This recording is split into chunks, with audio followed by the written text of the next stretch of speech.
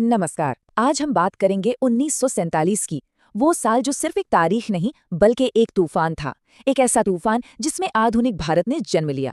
तो ये कहानी जितनी आज़ादी के जश्न की है ना, उतनी ही बंटवारे के उन गहरे जख्मों की भी है जो आज तक भरे नहीं। चलिए इस मुश्किल सफर को समझते हैं। जरा एक पल के लिए सोचिए, क्या होता अगर 1947 में भारत एक देश न बनता, अगर वो 565 अलग अलग टुकड़ों में बिखर जाता। जी हाँ, ये कोई कहानी नहीं है, ये एक असली खतरा था, एक बहुत ही बड़ा खतरा। तो सबसे पहले उस कीमत की बात करते हैं जो आज़ादी के साथ चुकानी पड़ी। ये थी बंटवारे की मानवीय त्रासदी। एक ऐसी कीमत जो लाखों लोगों ने अपने घरों, अपनी जमीन और अपनी जान से अदा की। अब इस कहानी का सबसे हैरान करने वाला पहलू सुनिए। जिस अंग्रेज अफसर सर सिरिल रैडक्लिफ को भारत पाकिस्तान के बीच सरहद खींचने का काम दिया गया, वो इससे पहले कभी भारत आया ही नहीं था। उसे जमीन की, लोगों की, संस्कृति की कोई समझ नहीं थी। और उसे वक्त कितना मिला? सिर्फ 5 से 6 हफ्ते। कुछ पुराने नक्शों के आधार पर एक लकीर खींच दी गई जिसने गांव के गांव, घर के आंगन और यहाँ तक कि नदियों को भी बांट दिया। नतीजा आप सोच सकते हैं, भयानक। इस एक लकीर ने, जानते हैं कितने लोगों को बेघर किया? करीब करीब 1.5 करोड़ लोग। रातों रात उन्हें अपना सब कुछ छोड़कर एक अनजाने भविष्य की तरफ भागना पड़ा। ये इतिहास का एक बहुत बड़ा पलायन था। और इस भागदौड़ और अफरा तफरी में जो हिंसा हुई, उसमें करीब 10 से 15 लाख लोगों ने अपनी जान गंवा दी। ये सिर्फ नंबर नहीं है, ये वो जिंदगियां हैं जो हमेशा के लिए खत्म हो गईं, वो परिवार हैं जो हमेशा के लिए उजड़ गए। इतिहासकार इसे मानव इतिहास का सबसे बड़ा फोर्स्ड माइग्रेशन यानी जबरन विस्थापन कहते हैं। लोग एक ही रात में अपने ही देश में परदेसी बन गए। तो एक तरफ तो ये भयानक मानवीय संकट चल रहा था, और ठीक उसी वक्त एक और बहुत बड़ा संकट देश के सामने खड़ा था। वो था देश के राजनीतिक तौर पर बिखर जाने का खतरा, 565 टुकड़ों में बढ़ जाने का डर। हुआ ये कि जैसे ही अंग्रेज गए, उन्होंने इन 565 रियासतों को आज़ाद छोड़ दिया। मतलब अब ये रियासतें किसी के अधीन नहीं थीं। टेक्निकली वो सब आज़ाद देश बन चुकी थीं। तो अब हर रियासत के राजा या नवाब के सामने 3 रास्ते थे। या तो भारत में शामिल हो जाएं, या पाकिस्तान में, या फिर अपना एक अलग आज़ाद मुल्क बना लें।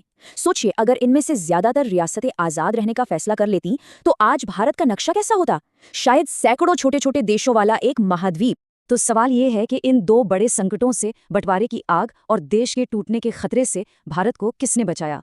चलिए अब उन नायकों की बात करते हैं जिन्होंने इस नामुमकिन से लगने वाले काम को मुमकिन कर दिखाया। देखिए, जब 15 अगस्त को दिल्ली में आज़ादी का जश्न मन रहा था, तब महात्मा गांधी कहाँ थे?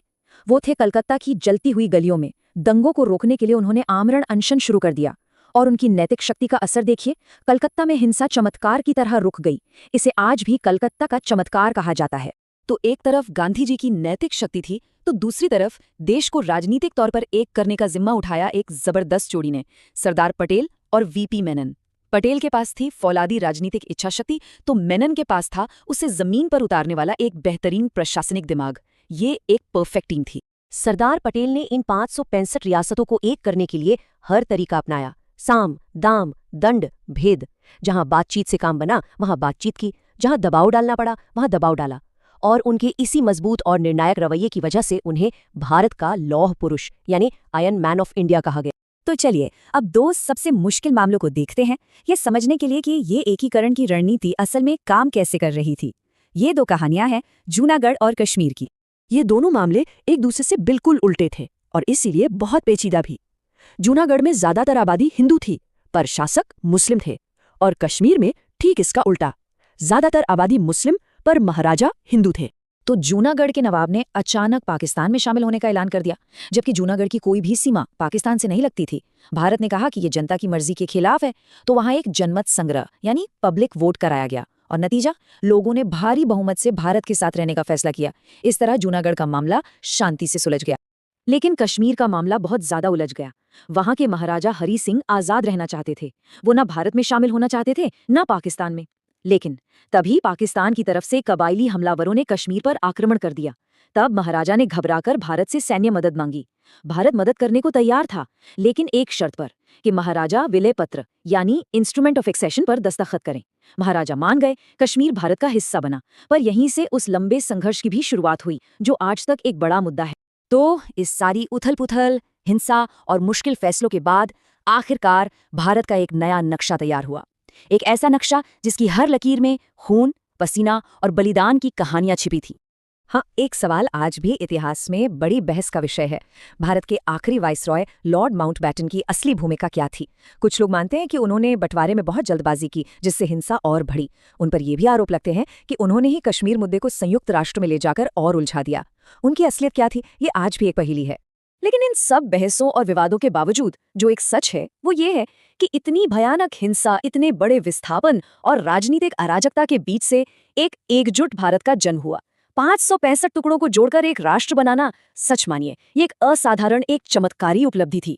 तो 1947 को हमें सिर्फ आज़ादी के साल की तरह नहीं देखना चाहिए। ये वो साल था जब एक राष्ट्र का सही मायनों में निर्माण हुआ था, खून से, बलिदान से और उन बेहद मुश्किल और साहसी फैसलों से जिनकी आज हम शायद कल्पना भी नहीं कर सकते। अगर आपको हमारा ये काम पसंद आ रहा है और आप ऐसी और भी कहानियां जानना चाहते हैं तो हमें सपोर्ट करने के लिए सब्सक्राइब जरूर करें।